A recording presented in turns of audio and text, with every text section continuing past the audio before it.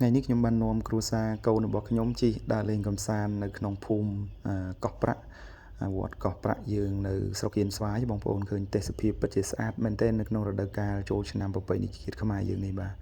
ឃើញថាបងប្អូនប្រជាពលរដ្ឋបានរៀបចំនៅតាមដងផ្លូវការរស់នៅរបស់គាត់គឺពិតជាស្រស់ស្អាតមែនទែនគឺមានការចងទង់ជាតិកម្ពុជាហើយទង់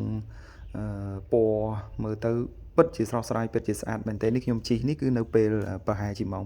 9ហើយជាម៉ោង9 10ព្រឹកអញ្ចឹងពួកគាត់អត់ទាន់មានចេញលេងបាញ់ទឹកប៉ាតម្សៅអីទេនេះបើពេលរសៀលពេលថ្ងៃប្រហែលជាអាចគាត់ចេញលេងពេញហ្នឹងប្រហែលជាសប្បាយមែនទែនមើលទៅបាទឃើញទេសភាពគាត់ចងមួកចងអីស្អាតមែនទែនខ្ញុំមិនគួរឲ្យជឿថា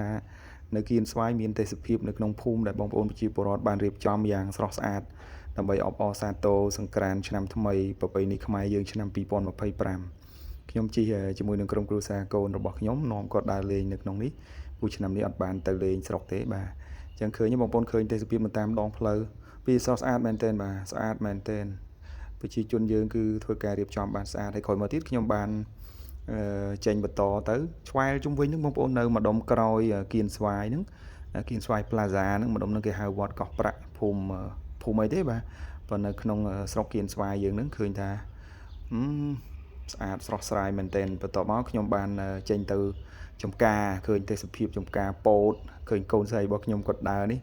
ទេសភាពចំការពោតមើលទៅពណ៌បៃតងខ្ចីដែលបងប្អូនជិះនៅលើផ្លូវជាតិលេខ1ឃើញមានលក់ពោតអីហ្នឹងពោតហ្នឹងយកមកបរិយាកាហ្នឹងហើយនេះមកចំការលហុងបាទចំការលហុងឃើញ